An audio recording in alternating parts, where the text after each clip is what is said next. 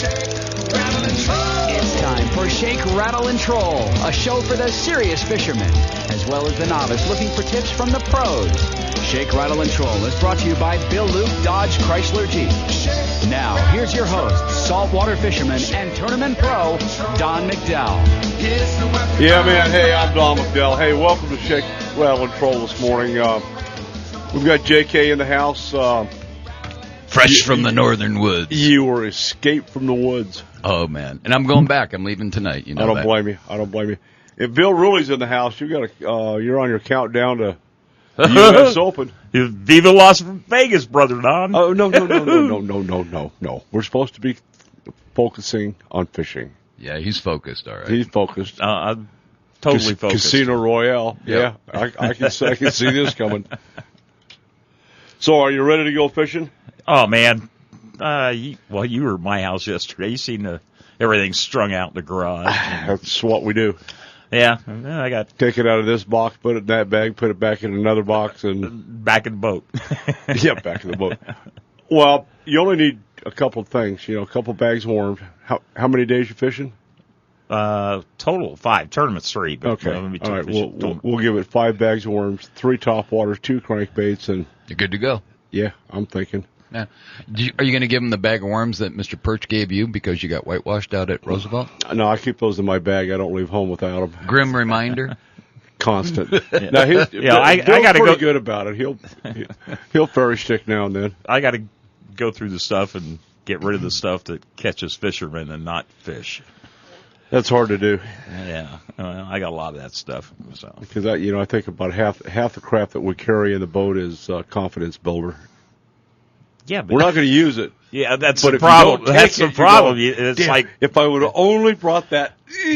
Yeah, you got to bring everything because I really believe there's going to be a lot of junk fishing up there. I mean, I think it's going to be totally different this year. Why is that? I think because that water is going to be so stained with all the rain they're getting right now. They're getting hammered. Yeah, they've been getting hammered, and big time. I think it's going to be a totally different ball game. Really, that's going to be interesting. I just sent out a conservation update on what we're hearing about 2016 water levels. Water levels, we're 12 years into a 7-year drought already. Right. JK, what part of the country were you in yesterday? I was between Heber, Overgard, Show Low, points north, south, along the Indian Reservation with wild horses and Congressman Matt Salmon. Nice. Well, we'll ask about the congressman, but before we do that, what's the water level in the tanks? I know a bunch of the AZGFD guys and some of the sportsmen have been hauling water into 4A, 4B. If you go north of, if you go north in 4B, say 15 miles up the 504 road, yep, you're into dry country. Yesterday, when we were stalking in the morning, first light, by the time I came back... You've become a stalker? Yeah. I'm a pretty good stalker. Yeah, he's on the right show. Yeah, I fit in well here. You do. I was drenched from thigh level all the way down to the bottom of my boots. We were just soaked. There's water everywhere. Nice. Last night, a couple roads were washed out because we had to sit for an hour during just a monster downpour, and we finished hunting that evening up in some high cliff areas looking glassing, and as we were driving out, I said, let's go this way. We went down. The whole road was washed out, and it was just a torrent of water coming across, and I said, I don't think we need to do that. So after reading Blood in the Tracks, you're hunting the high Rocky Bluffs? Yes. He gave a lot of secrets away. Yeah. He really did.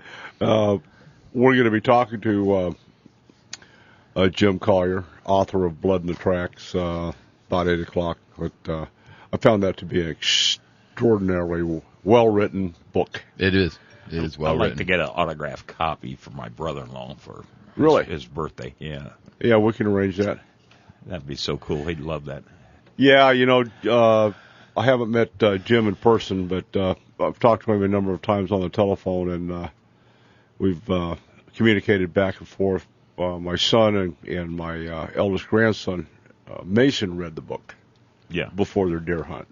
And all it did was get them more fired up and kind of reinforce some of the things that we've talked about that I learned. My granddad taught me. I taught Donna.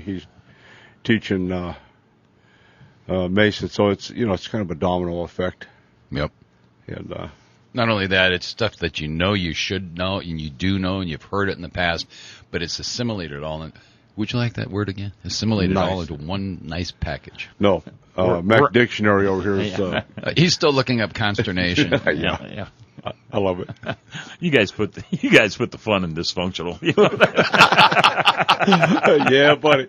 Oh, that was cold. But anyway, we'll be talking to Jim more on Blood in the Tracks. We're scheduled to talk to Andy McDowell. You're going to be competing against Andy. Oh, you know what? Andy's a tremendous fisherman. There's a lot of good guys up there.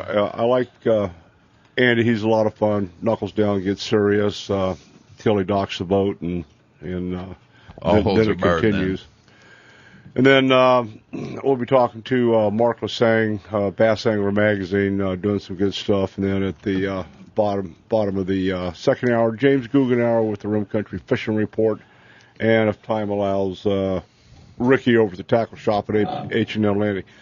The dock count, I got to tell you, is still holding. Really? Yeah, Friday, the day and a half boats, there were 7 out, 168 anglers, 3.3 fish per stick with 437 yellowtail, 114 bluefin, 4 Dorado, and 1 marlin was caught and released. Whoa. Yeah. Marlin. Yeah. How big was marlin, does it say? I don't know. They'll be 6 feet long. Yeah. Now that had to be a line. Oh, yeah. On a party boat? Oh, yeah. Yeah, and then the one-day boats, there were 5 out, 106 anglers, 22 bluefin, 246 yellowtail, 19 Dorado, 2.7 fish per stick was their ratio. But, the day and a half boats run down a little bit further than the day boats do, obviously. They had 4 Dorado. The day boats in closer had 19, so kind of gives you, an idea of what's going on. And then I don't have the day and a half total for yesterday, but the one-day boats, 213 anglers. Again, they had 7 boats out, 45 bluefin, and 278 yellowtail, and also the Dorado, 17. So that's about 1.6 fish per stick. Still holding really good. And what's it usually run, Don, to take a day boat? Time you get through fiddling around, $300. Yeah, that ain't bad. Unless you get into the beer cooler on board. Why we would never do that. No, I came to fish. Uh-huh. Yeah. And then the other big news, dove season. Oh, September 1 today. Yeah. I forgot. Absolutely. Boom. Yeah, they're hard to hit with a bow and arrow, aren't they? Just ask my arm. Oh, man. Ow, Holy crap. So let's visit a little bit. You had a dignitary in the woods yesterday? I did. I received a phone call, and Congressman Matt Salmon has a deer tag. And sweet. Asked for a little bit of help because I happen to know that area fairly well. And that's like your backyard. I know. You know. Now he knows. But it was a nice day. He's an incredibly accessible person. I mean, there's no airs, there's nothing. He's just genuine. He would fit very well in this grouping. I know our politics are very, very similar. Don't have to look that. It's okay. He would agree with this group. I'm just going to slide right on by that one. Yep. And genuinely a fun guy, and who really, really cares about what he does. He's probably one of the... I think that's what we need to do. We need to make a requirement that anybody who wants to work in Congress has to take a pay cut from what they're currently doing. Wow. He did. That's commitment right there. Sure. And quite frankly, I think there's a whole lot of people who want to get to Congress just for one reason and that's build their resume, make the easy bucks, be the grandeur that you have, et cetera, et cetera. And he was none of the above, a genuinely great guy, and quite frankly, in very good shape because he was able to hang with me up and down all the way. Yikes. Mm-hmm. Yeah, you're like following a billy goat around. To be real honest with you. That's a good thing, by the way. Looking, billy goat? I'm telling you, been out hiking with him, and it's Can't we just say goat? Why do we have to say Billy Goat? Then you have to go, Billy goat. Did I get your goat? Yeah. Never mind. So, but he's obviously under a lot of stress these days because of what's going on in the Capitol. And I just was thrilled and honored to be able to help him for a day, and I'll be helping him tomorrow. Outstanding. And hopefully we can bag a deer.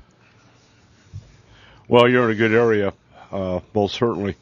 You see any horses while you're up there? Do you think?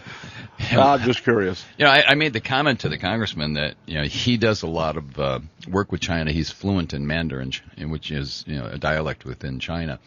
And I said, when we pulled up, there were like 8 horses within 15 yards of us broadside, and they could care less. Everything else, when it sees a vehicle, runs.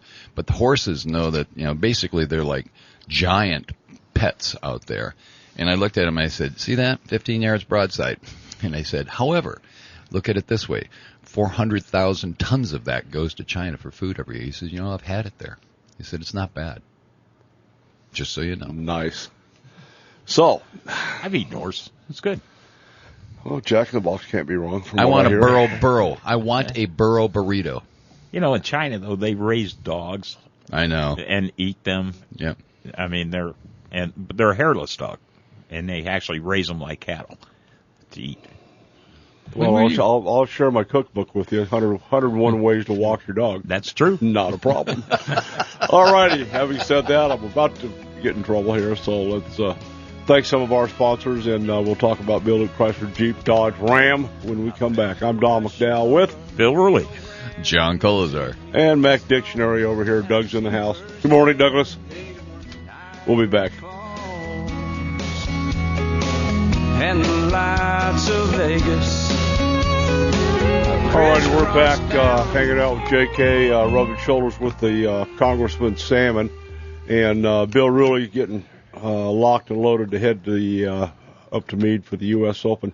What day are you heading out? I'll be leaving Thursday. I won't be able to pre-fish till Friday and Saturday. So. That's good. When's the official off limits? Sunday, the 8th, and then tournaments 9th, 10th, and 11th.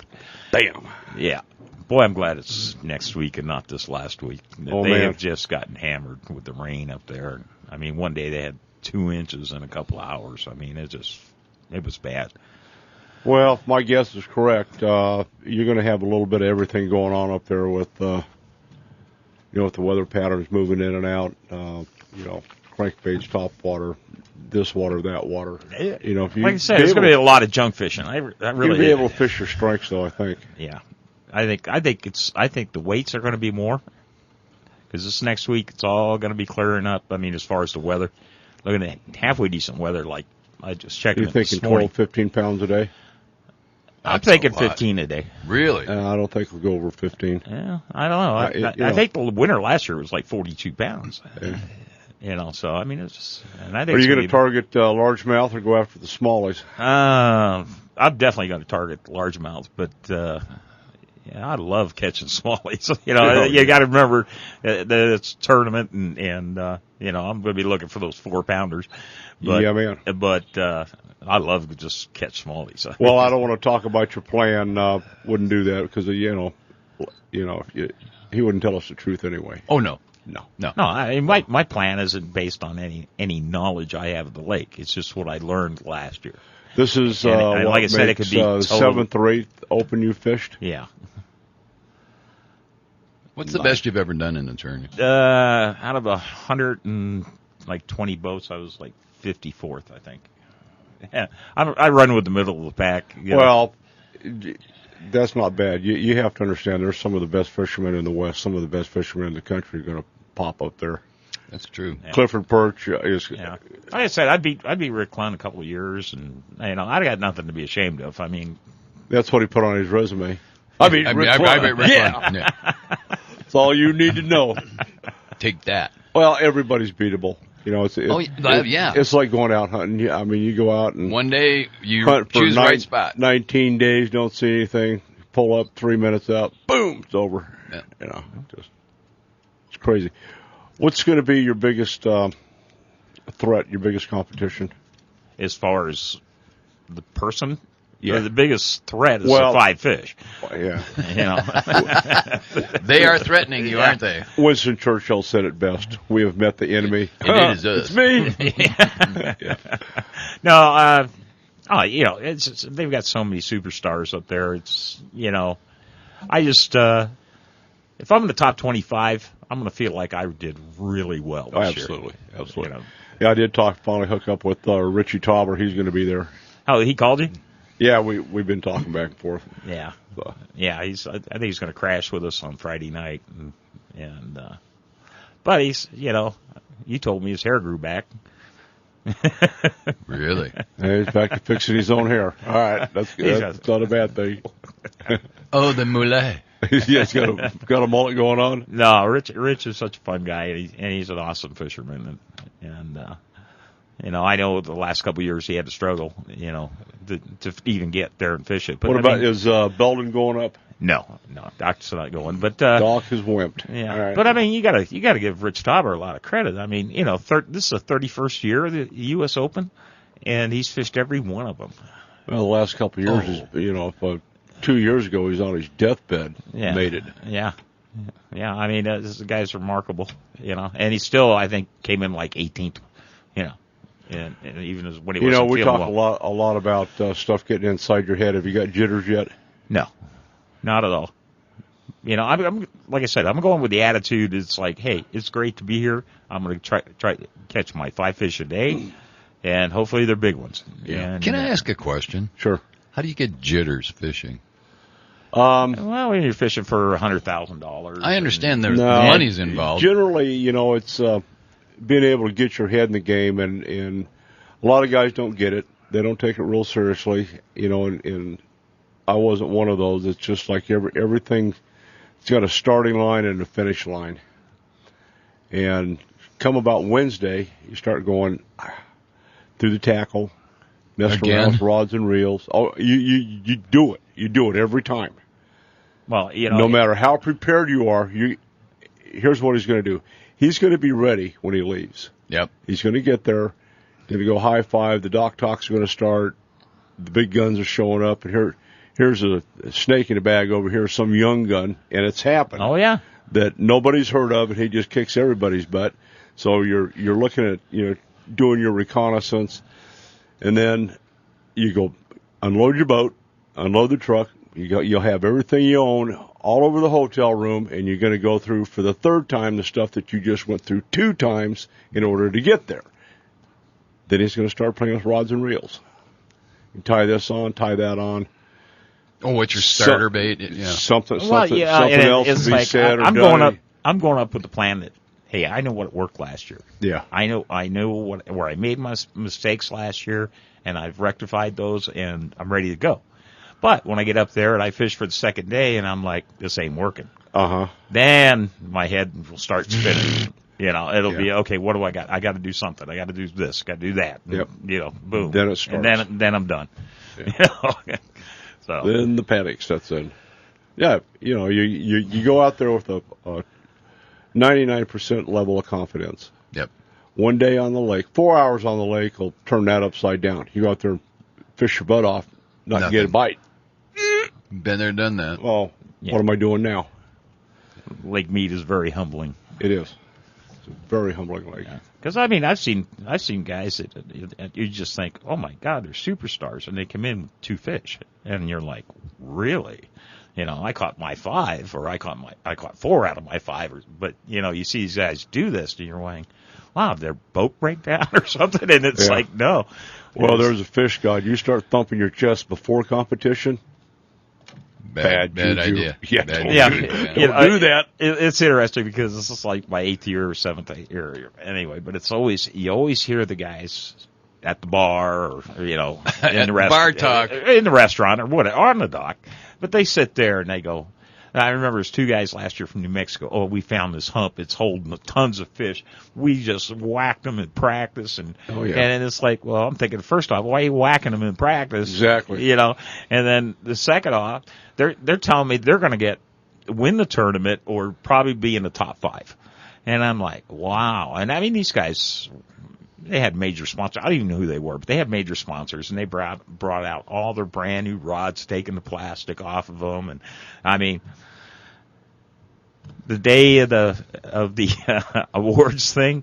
Well, it was like the second day into the tournament, they weren't talking at all. The third day, third day when they pulled in from the lake, they grabbed their suitcases, threw them in their truck, didn't even hang around for the awards because they were so embarrassed of all the talk they did. Fish God got them. Yep. Yeah. Always better to understate than to overstate. Keep your mouth shut. Keep your head in the game. Just go fish. That I understand. Johnny Johnson did that to me last year. He said, "Man, I didn't catch fish today." And I'm like, "Really, Johnny?" And he's like, "Yeah, you gotta watch it." Yeah, and then he come in, I don't know, like 10th place or something. Gotta watch it. That's called sandbagging. Liar, pants on fire. Yeah. All righty, we're going to stand down. When we come back, we're going to have a little bit more discussion with Andy McDowell. Yep, the Snapper. I'm Don McDowell with John Colazar. And Viva Las Vegas. Elvis has left the building. On the cabin's front porch and bottomed out my homemade brew.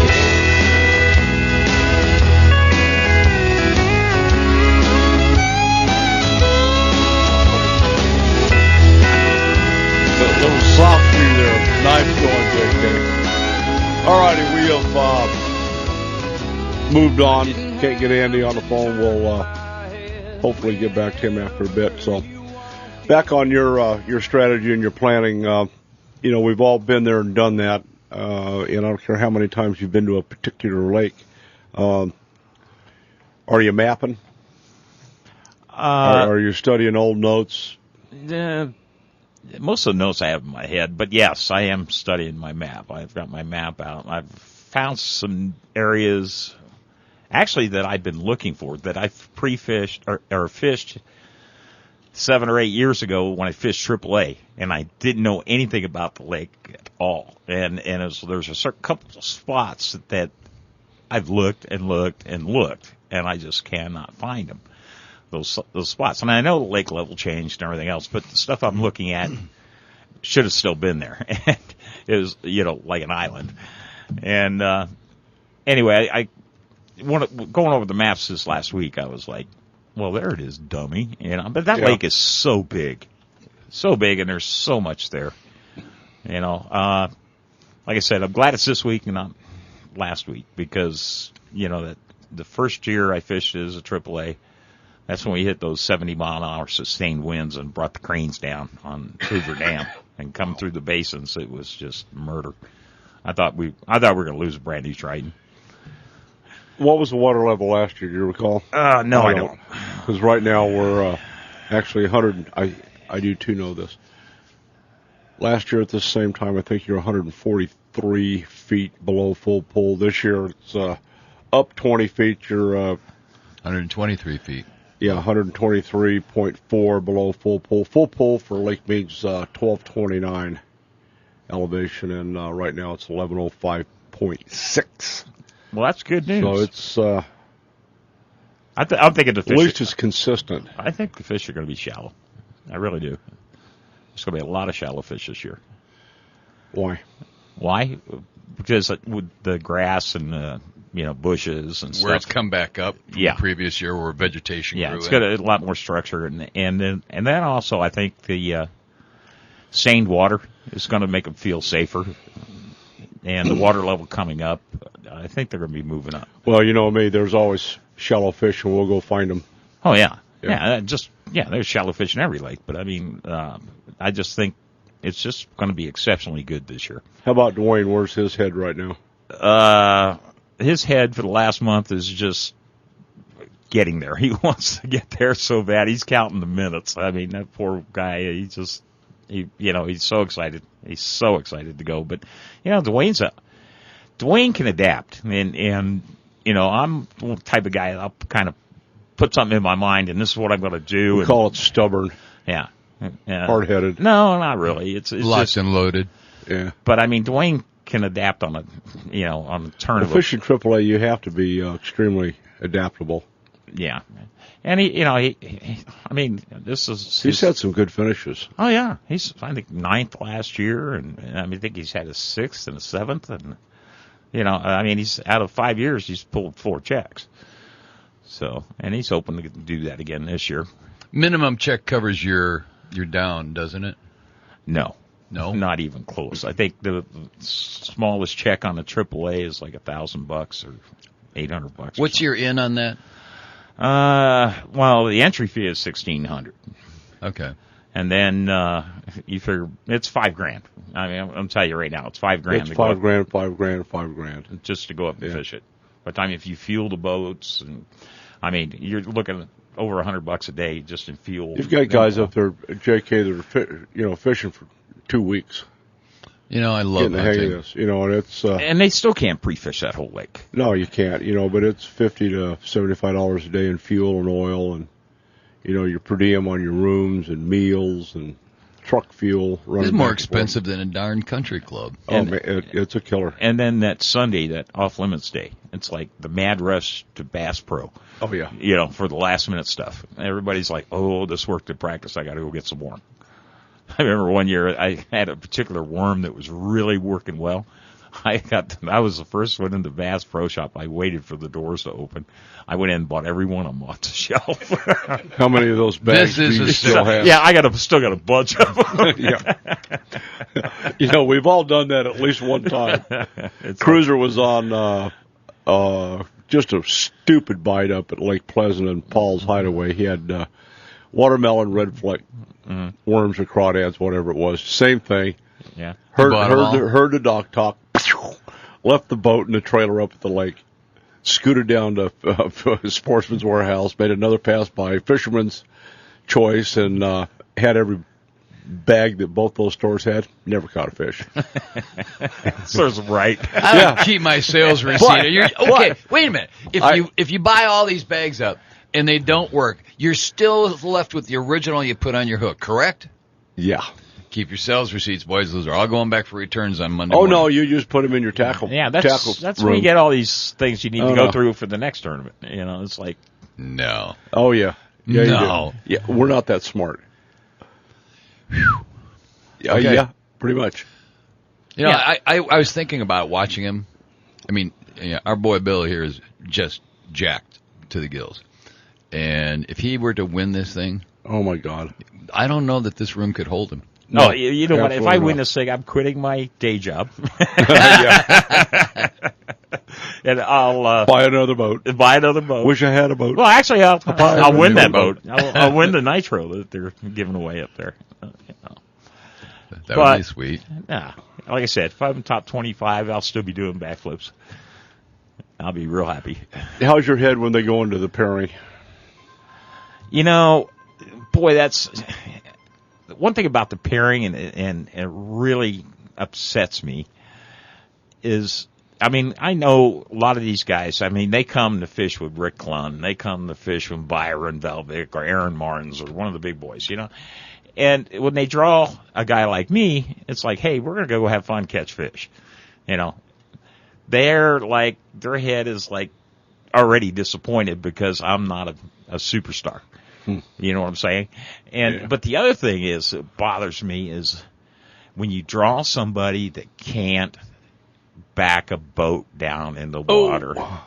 And it makes it so hard because you got to get there about a half an hour before anybody else because the the ramp isn't that big.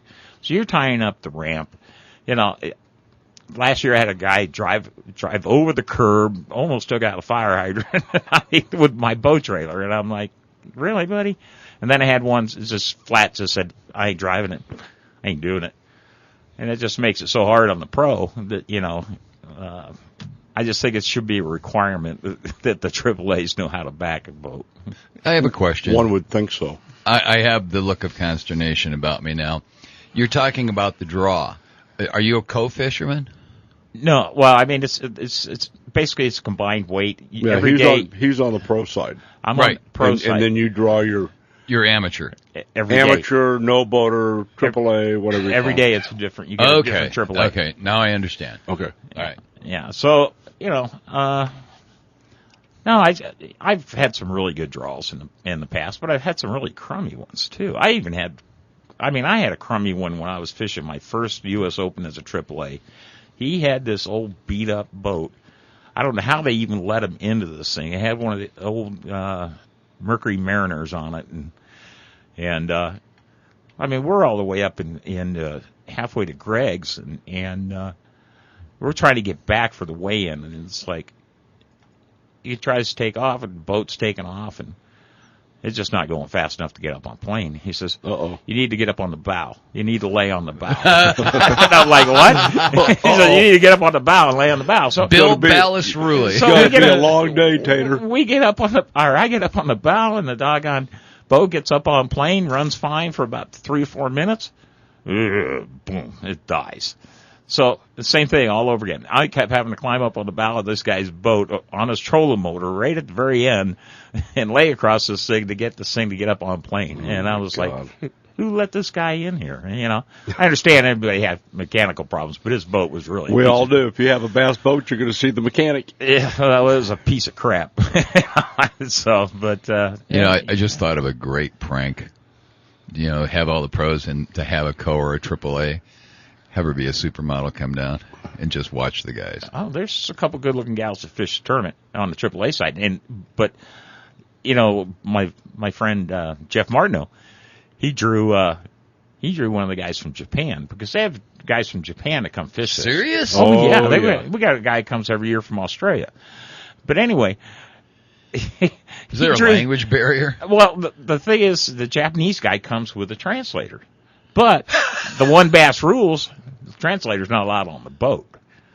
Oh, no. So you're talking about an awkward day of... No. Oh, yeah, absolutely. Yeah, I've seen some of these guys. We had one of them back at, what the hell was it, Neely Henry? First time in a bass boat. Oh, yeah.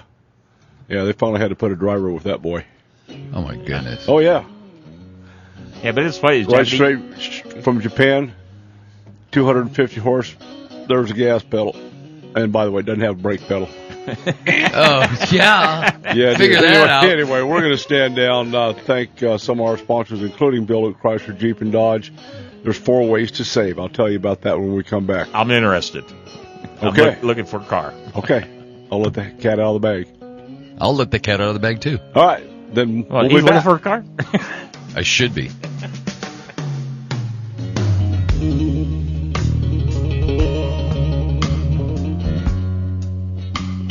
Weatherman said hot and getting hotter, but he didn't say nothing about it raining like hell.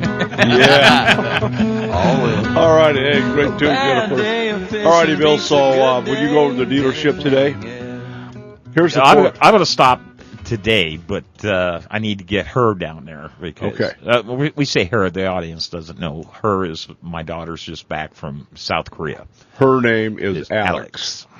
And she's a cop for the Air Force. Right. And, well, security forces. Anyway. Whatever, it's still a cop. Yeah, a badge and a gun. Anyway. And an attitude. Yeah. So, oh, yeah. Anyway, she's looking to get into something brand new, because she's getting stationed in New Mexico for at least 6 months, and then she'll probably be deployed out of there. Cool.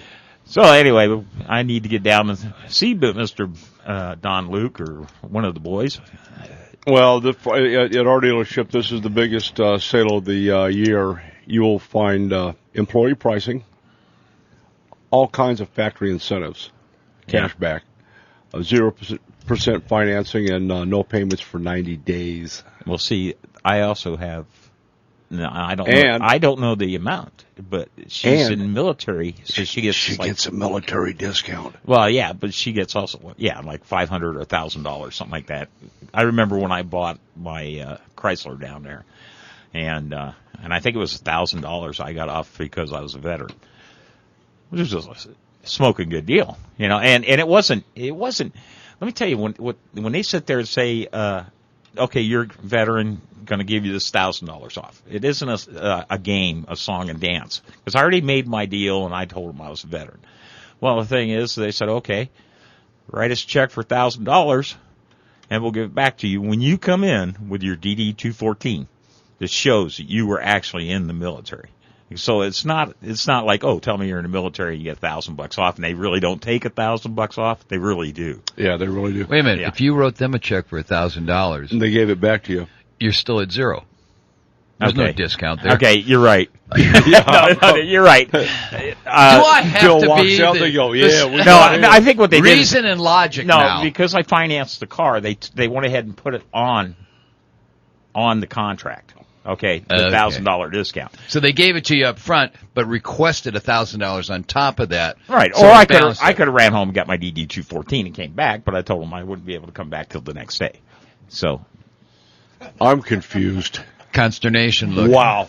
Well, there's up to $10,258 of savings in some cases. I mean, we looked at the good time for you I to go get it. Rand. I have a suspicion his prodigy is a little bit more astute than he is. There you go, those big words again, Don. God dang it. No, actually, I was thinking, Is that something you use Preparation H for? Now, what about Does it come in clear?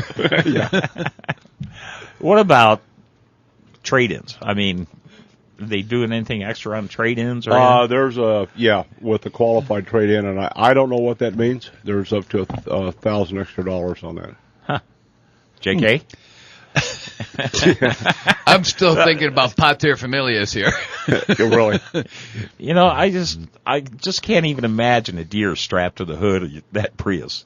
No, but I can certainly see it being dragged along behind it. And I would do that. It's called tenderizing. Yeah, and saving a lot of money while you're doing it, right? Hey, Well, anyway, wrapping this up, if you're interested in buying a vehicle, now's the perfect time. It's not going to get any better than it is right now. Well, I will be down Thursday there. through Tuesday down to the dealership, I-17 and West Camelback Road. Yep. I'll be there Since 9:15. Okay, cool. you know that 90 days without any payments? That's amazing. Although, on the downside, as you're coming near the end of your term on that, and it dies 90 days before you're finished paying, you go, oh, darn. Yeah. I'm in a tight spot now. Yeah, it's all good. All right, so what's the plan for you and the congressman tomorrow morning? There's a couple spots that I've had where really good success, big basins that we can glass. The problem, believe it or not, this year is that the vegetation is so thick that literally they get lost in the vegetation. You have to lock and load on them and at all times be ready to look at it. It's hard to do. So I don't know. We're going to see what happens, but there's a couple places I was seeing body parts of deer because they were so in thick that I pick out a leg, a tail, a head, that kind of thing. All right, we've got Andy Manal. Hey, Andy, what are you doing, brother? Hey, good morning, boys. How's everything going down there? Oh, we're just sitting here kicking Ruley around on the U.S. Open. Are you ready to go? I am. I was up late last night with a headlamp on, going through rod lockers, putting some new bearings in some older spools, and buttoning down the hatches. We're ready. How many times have you done that? We were just hacking on Bill. He's going to do it 2 more times once he gets up there. Oh, we're like savant idiots sometimes. I mean, we just go through stuff over and over and over. And does the term OCD mean anything? No, I think they ought to have a cocktail waitress running around the roof of that parking garage up there. The guys are out there working all night. Dream on. Well, we got lucky this year. Instead of being on a roof of a casino garage, I am moored to a 70-foot houseboat right in Colville Bay with one of the best anglers in the country. We got Rick Clun right next to us, and I'm sharing my houseboat with Mike Folkstead. So I'm really looking forward to this trip. Hey, Andy, you got room for me to tie up a boat? You know what? I think we got one extra bunk. So and then we have the whole top of the houseboat. So come on down. Okay. Wow, there you go, Bill. Yeah, we were discussing the fact that last year I drew somebody that couldn't back a boat trailer. And just totally refused to, and having to get there early, put in because you don't want to tie up the ramp where the guys everybody else is trying to launch, and it just sure makes it a lot nicer when you have somebody who knows what they're doing. Well, this year it's going to even be busier. We got a full field this year. I think we're up to on Friday we had 140 boats signed up and paid. Wow. And I think we might be able to squeak 10 more out. So it's been a while since we've had a full field in the U.S. Open, and I think really looking forward to it. I think last year we had like 124 or something. 120. I think we started with 126, and then we had 3 drop out, 2 with mechanical issues, and then somebody had a death in the family. So, yeah, this year is going to be great. We got a lot of guys from Labina Lures that are going to be representing Jennifer and Rico, and it's exciting times. Andy, what's your biggest concern going into the Open? Biggest concern is probably just getting a good boat draw. I mean, Mike Folkestad and I were talking about this the other night. That getting to your fish is going to probably be the main concern. If you get a late boat draw on day one, on day one of the U.S. Open is the most critical day. It's staying in the game. I mean, you can definitely shoot yourself in the foot on day one. It's hard to make up ground on these guys. Done that. With all the anglers. I mean, if you stay in the game on day one, you're in good shape, but you can definitely put yourself out of contention immediately. And okay, Andy, let me ask you this. You've been there, done that. You've got the best of the best you're palling around with, and you certainly are in that category. What's your biggest confidence level going into this game? Well, just knowing what it takes, the mental preparation. 3 days fishing on Lake Mead is a grind for anybody. I don't care who you are. It is just to be mentally tough out there. I've been going to the gym, staying in good shape. I've been working on hydrating myself for the last couple of weeks. You just have to be prepared going to Lake Mead. There's so many adverse conditions, not just the fishing, but everything else that goes in with it. It's the heat, it's the weather, it's the grind on your body. I mean, when you get done fishing Lake Mead in the U.S. Open, you need 2 days of recuperation time where you're just doing nothing but rehydrating yourself when you get back home and laying around, because it is tough. I mean, it's tough on you. Well, I'm sure looking forward to it this year. My confidence level is a lot higher than what it's been. You know, I've always been a contributor. You guys need guys like me. Well, the cool thing this year is last year they had the live webcast, so people that don't really know what a U.S. Open is all about, they'll be able to see it on the internet and tune in live and stream, and so it's going to be really neat for just the participation for people that couldn't make it or were on the fence about it. When you get to see the Costa del Mar live presentation, the webcast, it's going to be pretty cool. It helps give us anglers a lot of exposure on the web. All right, hey, man, we're going to keep an eye on you. If there's anything you need, anything we can do for you, give us a holler, and good luck to you. And Andy, I'll see you up there, buddy. All right, guys. Give Grandpa Mike my regards. Old guys rule. Hoorah.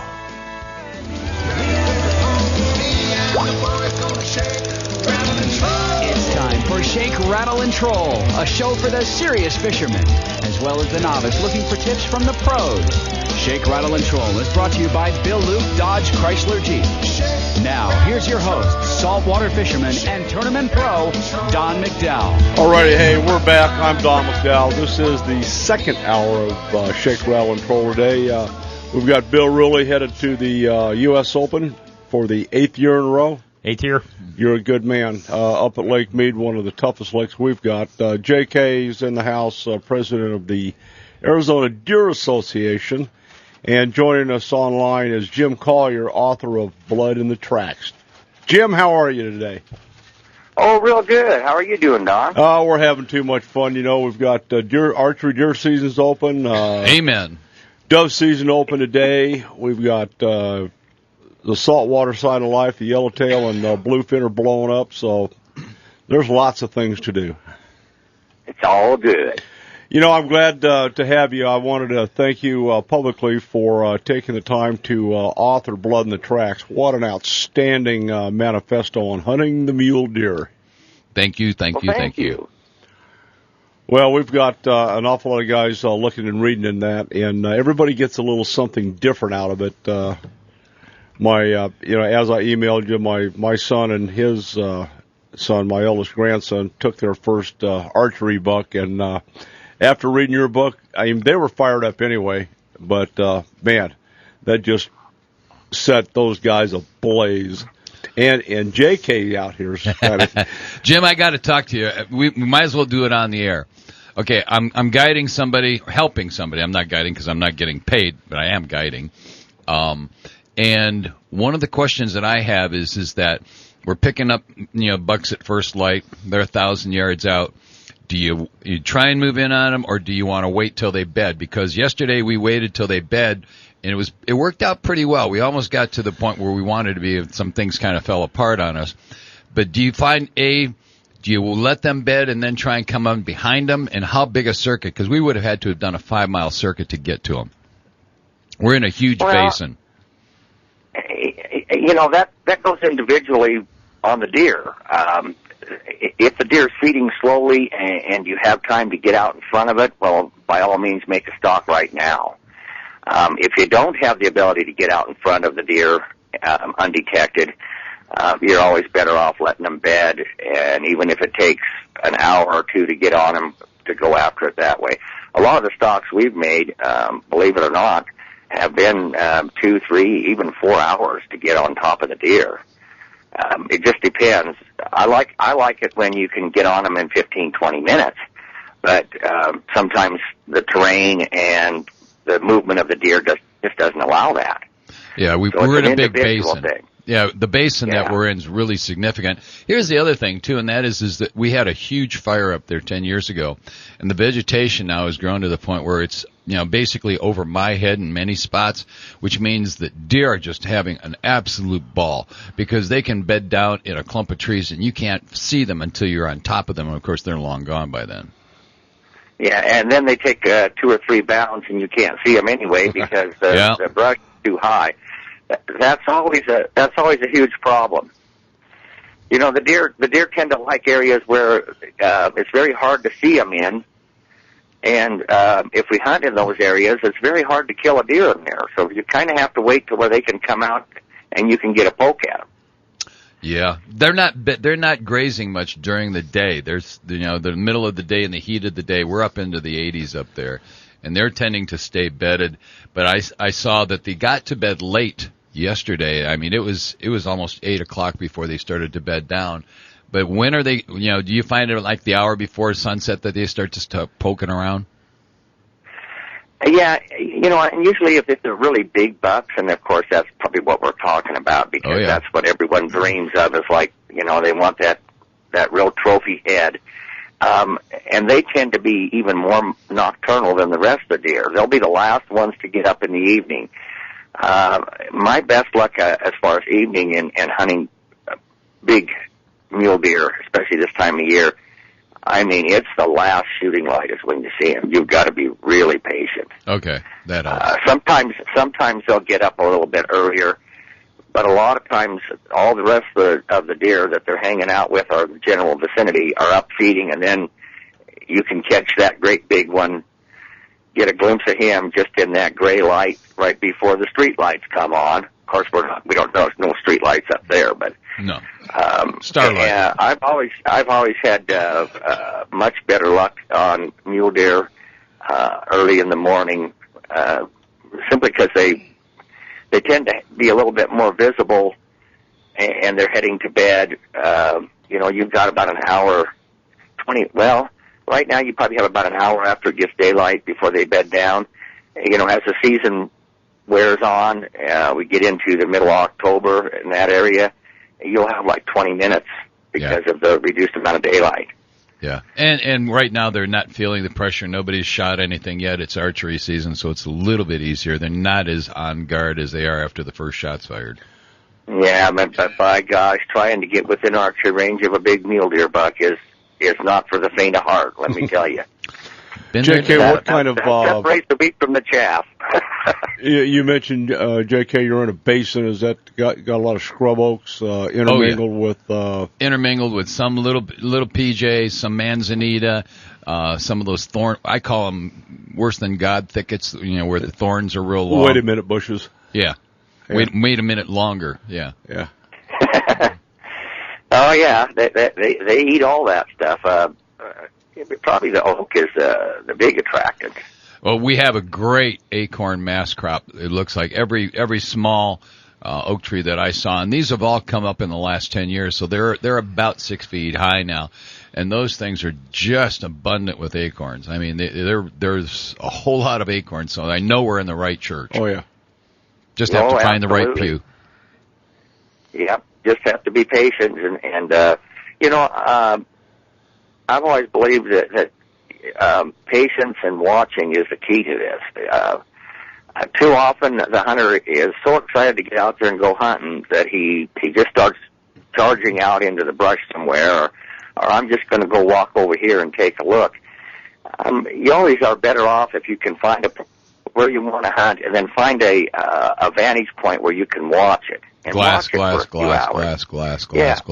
And you get an idea of where especially the deer you want to make a play on, where he's moving, where he's comfortable walking through. Now, they don't have distinct trails that they're going to follow, every day, right in the exact same footprints. No. Sometimes it seems like they do that, but usually, it can be 100 yards here, or it can be 400 yards down there.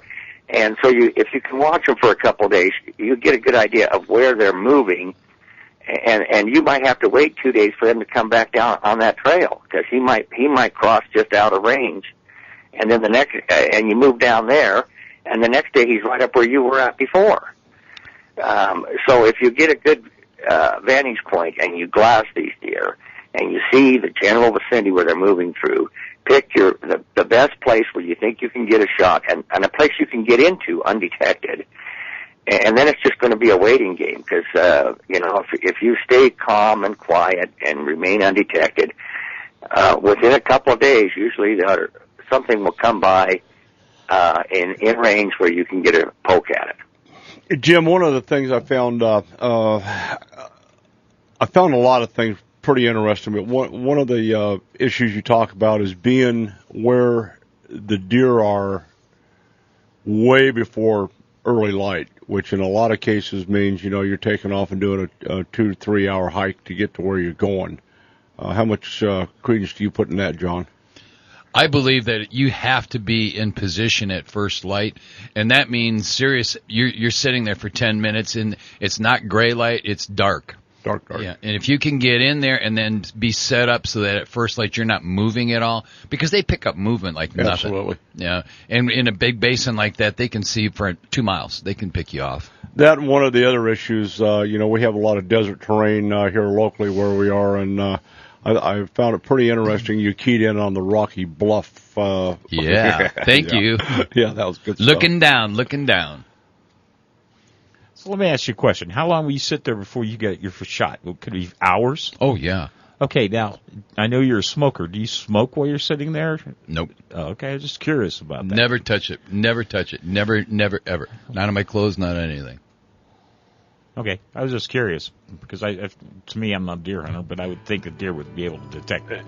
Jim, we've got to flip into a break here. Can you hang with us while we thank some of our sponsors? Oh, absolutely. All right, I'm Don McDowell with John Colazar, Bill Burley, and Jim Collier, author of Blood in the Tracks, and we'll be back in a couple minutes.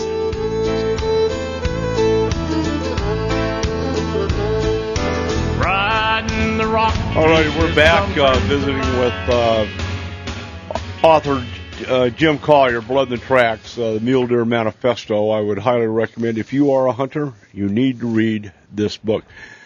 Jim, I want to divert a little bit from the mule deer issue. As you and I've mentioned a little bit, we're right in the firefight with the feds and the Center for Biological Diversity, Defenders of Wildlife on the wolf issue. Have you encountered any issues with wolves in your area? Oh my gosh, yes.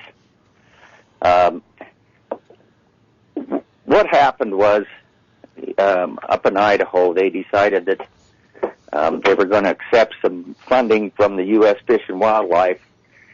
Kiss of death. Under the guise that they were going to reintroduce the gray wolf.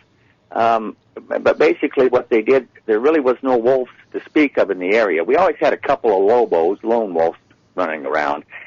And they brought in 23 wolves and planted them. And, it's had a major effect on deer and elk populations.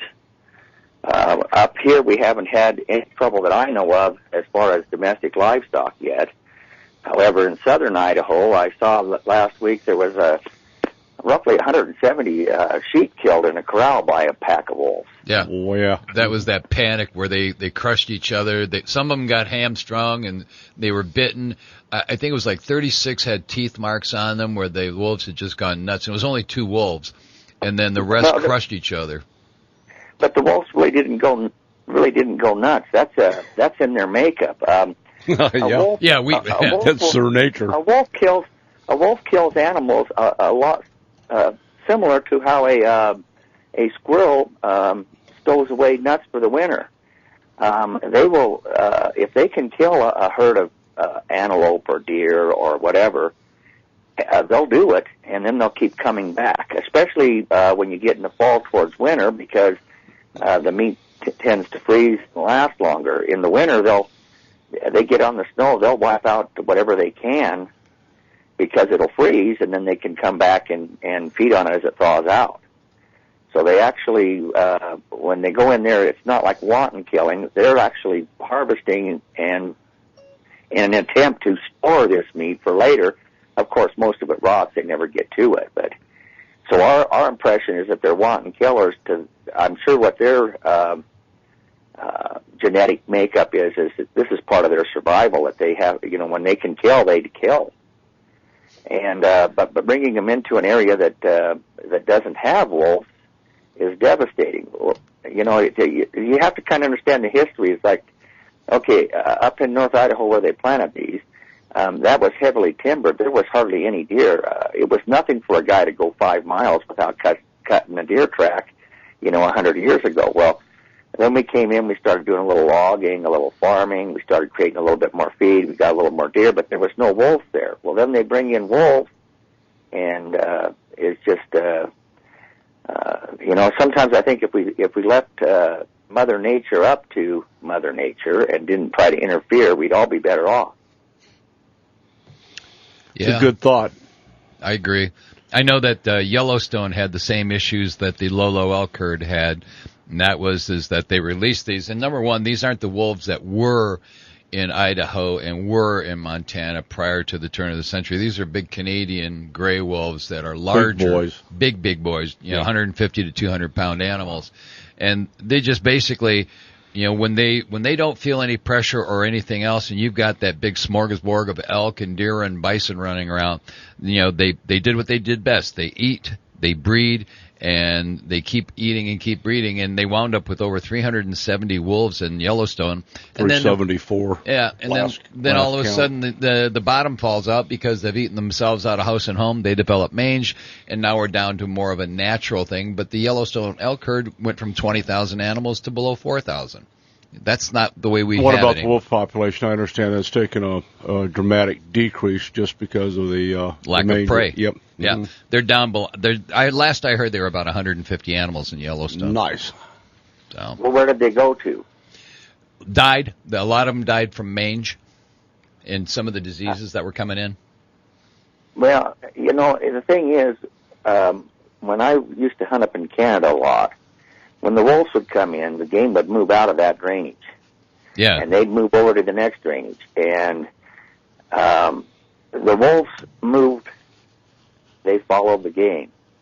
And we're seeing that with these wolves up in Yellowstone and the ones that they planted in Idaho. They've been seeing them down in Nevada as far as 100 miles below the Idaho border. There was no wolves planted in Nevada. They have legs; they can move. Yeah, that's a problem. You're going to lose some to mange, but you're going to have more than you're going to lose to mange and starvation. You're going to have that. The wolves are going to start to disperse. They're going to look for game in other areas, and it's like to me, it's like a Stephen King movie.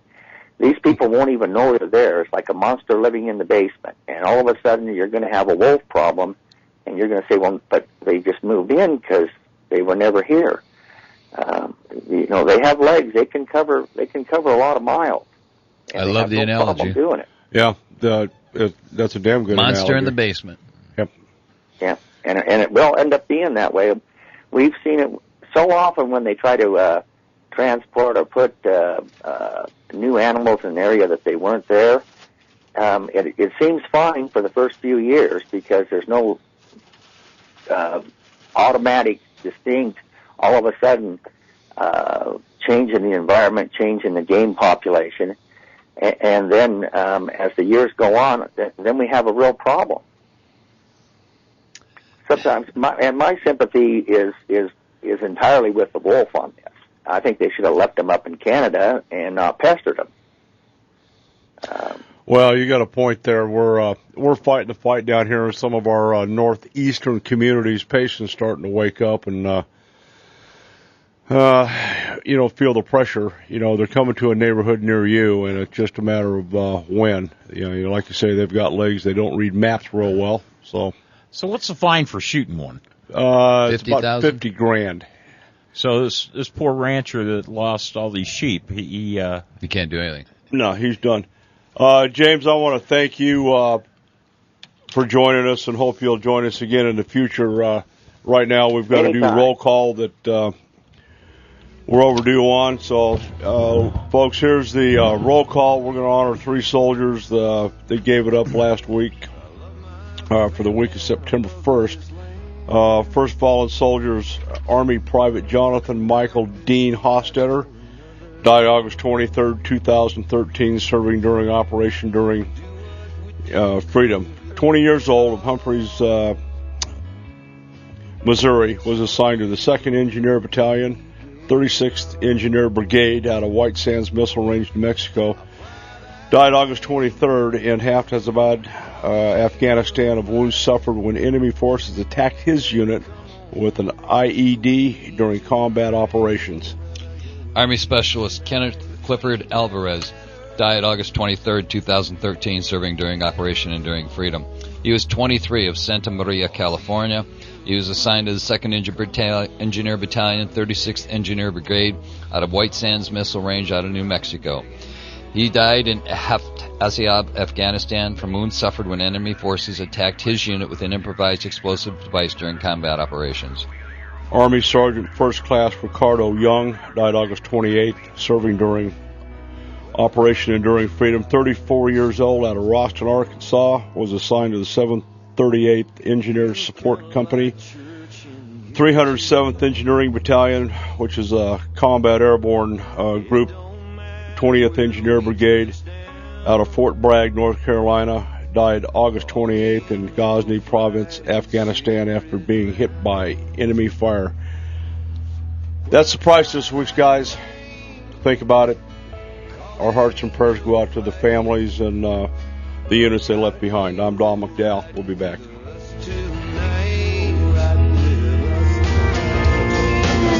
Sun shines, clouds rain, train whistles blow and guitars play. All righty, we're back. Changing gears, going from a deer hunt over to a fish camp up in downtown Payson with Master Rod Builder James Guggenauer from Rim Country Custom Rods. James, good morning. Hey, good morning, Don and John and Bill. How y'all doing? Doing well, thank you. Well, we've been to Lake Mead. We've hunted little deer right now. I got to ask you, did you hear the elk bugling this morning? I did. Nice. I heard a bunch this weekend. They're starting to get into it. Yep, that's for sure. We heard one Wednesday evening, and I got to go actually see it on Thursday morning. And then the monsoons kind of slowed it down a little bit with the rain in the early mornings. But this morning they were out there bugling heavily again. So it's that time of year for sure. Well, that signifies a lot of good things in store for us. What's the prognosis for Clifford making the Open?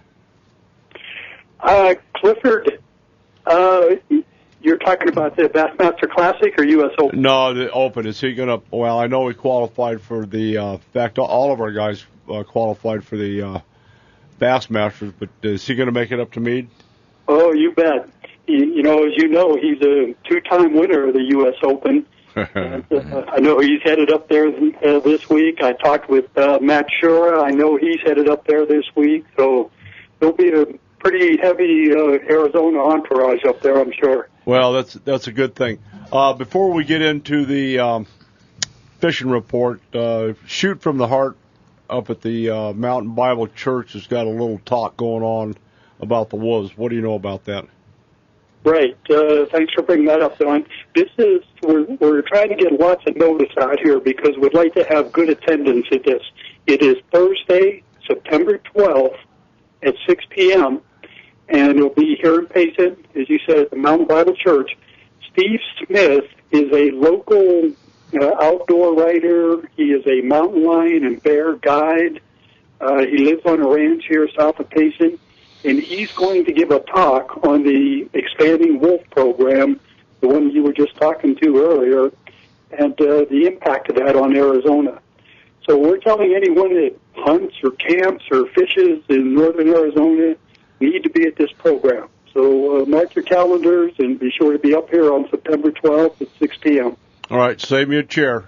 You want to go? I'll be blowing by you because I got to be up in Heber so that I can prepare for my next morning's elk hunt. You know that elk tag I have? Oh, yeah. Back to you, James. Should be fun. Hey, let's talk about the fishery report because we have good news this past week. I don't want to talk about that. I want to talk about the turkey and deer tag I have in Missouri. Okay, I'm kidding. Go ahead. Okay. We have had monsoon rains. The flow into the lake has increased dramatically. Last week we were talking about the Tonto End not having much of an inflow, and fishing conditions were a little bit slow on that end. This week I'm getting good reports from both ends of the lake. Now the water flowing into the lake is pretty much off the top. It's like 400 cubic feet per second this morning coming in on the salt. Ooh. 200 cubic feet per second coming in on the Tonto End. So lots of good water coming into the lake. The lake remained at 44% full, which is the same as what it was last week. So we're pretty happy with the water. We hope that continues to come in. That definitely has turned the bass fishing on both sides of the lake. The lake was called on fire this past week by local anglers down there. So I have 3 baits reported for you. And the first most popular bait this week was a soft plastic swim bait. And a specific name would be a Super Fluke, the company. Fished that on a 4/0 Yamaguchi extra wide gap hook. Are they using heavy wire or light wire? Actually, both. I know that one of the guys fishes all heavy wire. Okay. Most of them, I think, I particularly like the light wire, and I think most anglers do. Now, where to fish for those is look for that mud line, where the stained water turns clear. Right along that area is where you want to be using that fluke. It seems like when it comes out of the stained water into the clear water, hold on to your rod because that's about the time you're going to get bit. Second most popular bait was a robo-worm on a drop shot. Now, surprising this week, most guys were using darker color worms. We've been talking about translucent color, the morning dawn colors and things like that. But I'm hearing more of the purple colors and the dark brown colors for robo-worm. Yep, dingier the water, John, the darker your bait. Exactly. Yeah, that one I knew. Okay, the translucent one's excellent in clear water. And on the light wire versus heavy wire, depending on which hook you use, the light wire is going to fall just a little bit slower. Mm-hmm. If you want a little bit more rapid descent, I'd go with a heavy wire, a 5/0 heavy wire hook. Yeah. Yep. The third bait reported was a 7-inch curly tail Berkeley camo worm on a Carolina rig. Nice. So this time of year, as we start moving into the late summer, guys that really like the Carolina rig, they like to drag it down the main lake points and get it into the deeper waters. Some of those bigger fish will be hanging down there. So I've heard some pretty good reports on Carolina rigs this week. How deep were they running those? 30. Okay. I was surprised by that, too. Most guys are fishing like 15 to 25 feet of water, but the Carolina rig guys, they're 30 to 35 feet, and they're catching them there. So nice. It tells you that the water temperature is still up there, which it is. It's in the mid-80s in the morning, high 80s in the afternoon. So the summer pattern's still there, but we're starting that transition into the fall. So I think that's why the fish are still being caught deep on Carolina rigs. Was there a sporadic topwater bite? It's funny, Don. I have not heard anybody mention that for 2 or 3 weeks. You remember we were talking about that starting the late summer fall bite when they start feeding on the surface. Yeah, you bet. Suspended fish out in the middle. But the last couple of weeks, nobody's brought that up. So I don't know if it's just happening for short duration or not happening, but I didn't bring it up in my question, and nobody brought it up in their response. maybe happening. They just don't want to talk about it. Oh, no, there's a good point. There's a good point. So, good time to be at Roosevelt Lake. It's great down there. The weather's good. We just continue to caution people with those monsoons. Boy, this last week, I don't know if you guys had it in the valley, but it's like you're driving along and it's sunny, and 10 minutes later, you've got your windshield wipers on full. That's how fast these storms roll in. So, telling everybody to be careful out there. Yeah, absolutely. James, question, James, has Clifford talked to anybody up at Meade? I can't tell you that. Well, I didn't know if you'd heard any rumors if the water's pretty well stained, See, Bill, up. The deal is that if he tells you, then you know what he knows, and he'll have to kill you. Oh. Well, the strategy going into Meade for Bill is he just follows Clifford. Stay about a half mile. Make sure you got some good optics. You're probably that's not a bad plan. I got a pair of 15 by 56s. You can see 2 miles with him. There you go. Yeah, you'll be able to see his rooster tail from a long distance. All right, how about the crappie bite? Yes. Crappie bite was called fair this past week. Starting to get some reports of better numbers of crappies. Not much has changed as far as locations. Guys are still fishing right in the middle of the brush in 25 to 30 feet of water. But what's changed is the numbers. Guys were telling me a couple of weeks ago, or maybe 3 weeks ago, that they were only catching 1 or 2. Now I'm hearing 4 or 5 out of each brush. Now, one of the techniques that Kurt Rambo uses down there is he knows where locations are, so he's constantly moving from one bush to another one, and then maybe back to the first one after he lets it settle down for a bit. Sure. So that's the technique, but it seems like they're starting to school up. This will happen more as we get into the late fall, winter months, where we get bigger schools of crappie. But we can start to see that happen just based on the numbers that we're seeing that are being caught. So if you find a good bush with some crappie in it, catch a couple out of it, back off it for a little bit, come back 15, 20 minutes later, and you can catch a few more off of it. But, in 2 or 3 places is the ideal thing to have. You want to use a small grub tail, 2-inch, on a 1/16 or 1/8 ounce jig head. And, I mean, literally, you got to feel your way right into the center of that bush, because that's where the crappie are going to be. All right. Any news? Anybody still trout fishing? Trout fishing. This has to go down as one of the best trout fishing years for our rim lakes. Usually this time of year, things start to slow down, and you hear reports about dog days, trout fishing, can't catch any. We haven't experienced that at all this year. So if you got any ideas of going up on the rim to fish the streams of the lakes, go do it. Power baits, again, just the top bait is always power baits every week. All right. Good stuff. Hey, all right, good stuff, James. We're going to flip into a break. You have a good week, and I'm serious. Save me a chair. I'll be there on Thursday the 12th to hear the... you might put it on. Issue. Looking forward to it. Okay, and that's at the Mountain Bible Church, downtown Payson at 6 p.m. We'll get that posted on the website for you. Thanks, Don. All right, have a good weekend. That's it from Rim Country Rods. We'll be right back after a short break. Hey, baby, there ain't no easy way out.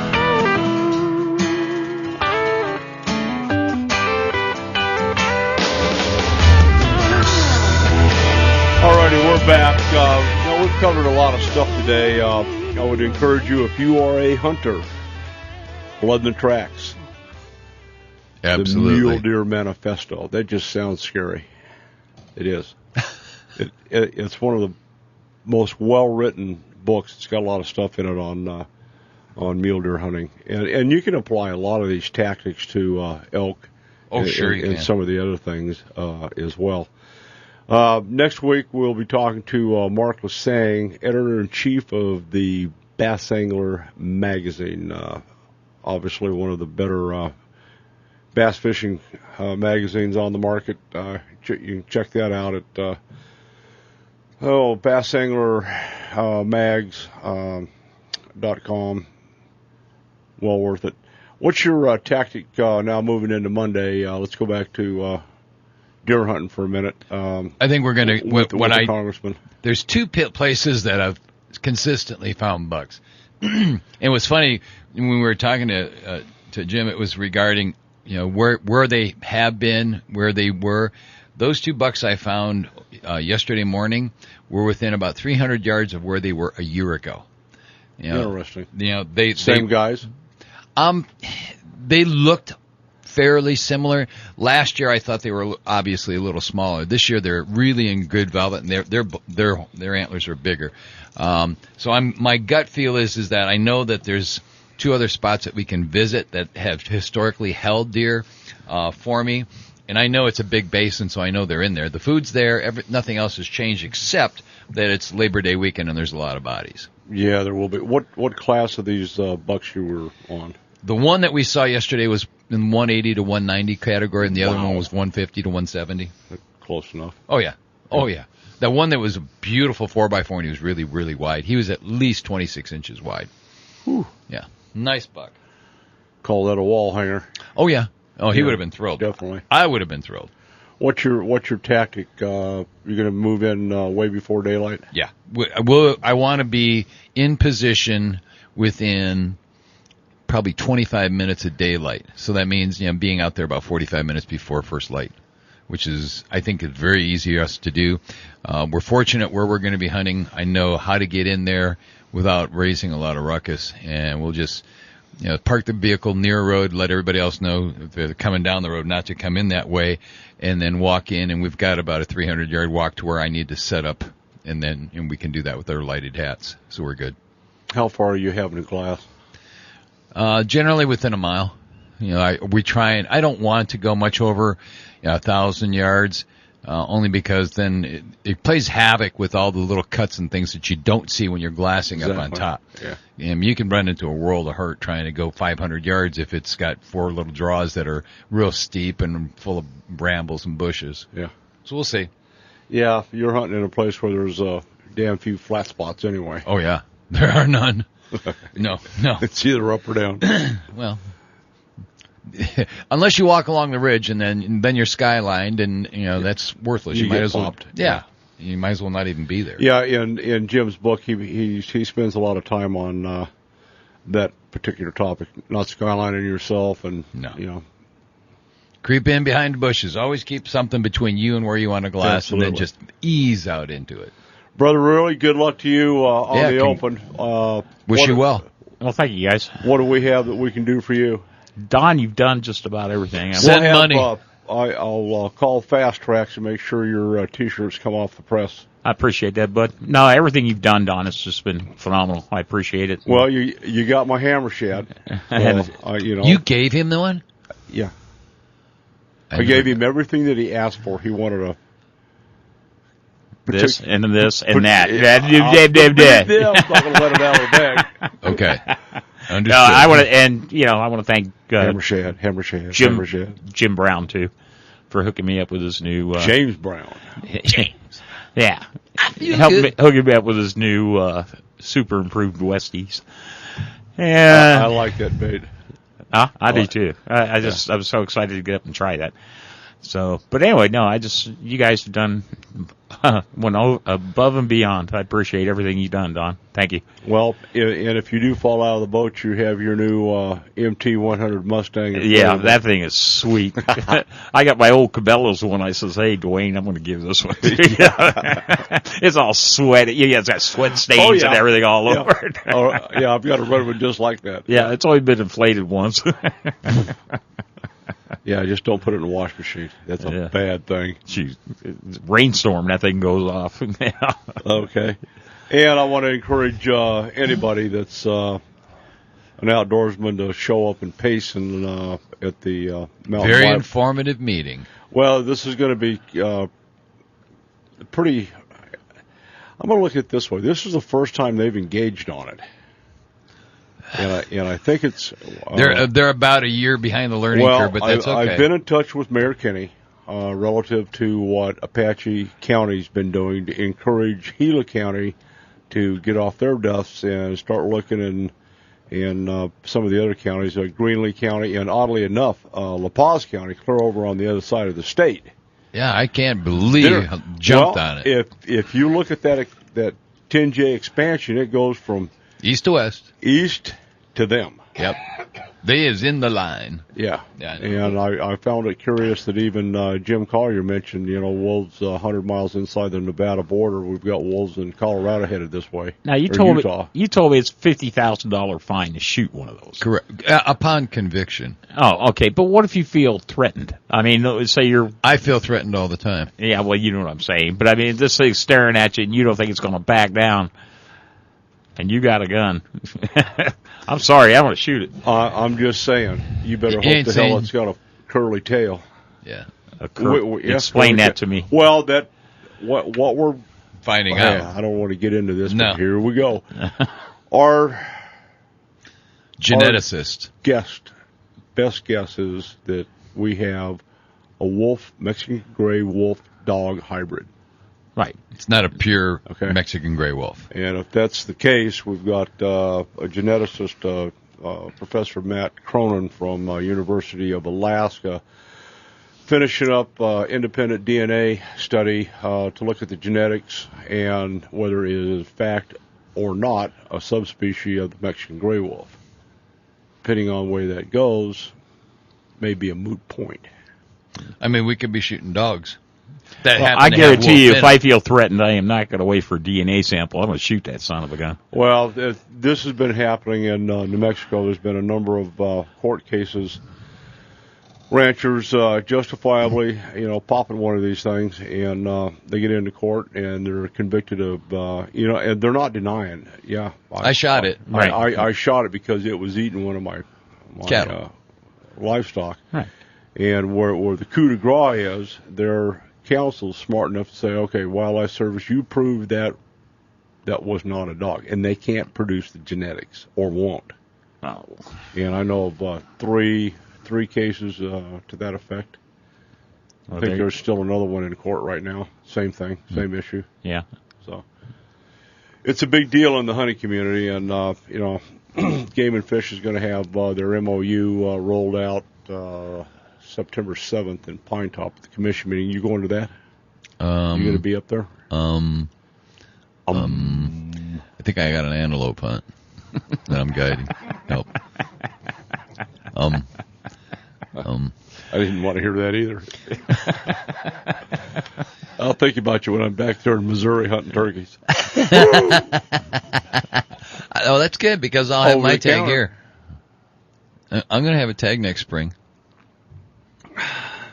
I know. What's it cost you to go? I'll show me your tag if you show me mine. What's it cost you to go to Missouri to shoot a turkey that you could buy at Fry's for 19 cents a pound? You cannot buy the experience at Fry's for 19 cents a pound. $239. And you still got to pluck all the feathers. I don't pluck the feathers at all. And you boil them or what? Yeah. Oh, contraire, mon ami. 19 cents a pound. Ooh. All right, hey, you guys have a great what's left of the Labor Day weekend. Check out Bill Luke Chrysler, Jeep, and Dodge. That's where I'm going. Absolutely. 4 ways to save down there since 1927. I should have gone there. I'm Don McDowell. John Colazar. Bill Ruley. It's not too late. They take trade-ins. Take The your Prius kids, is running. Yeah, take your kids fishing, hug your bass boat. Damn, don't buy a Prius. We're out here.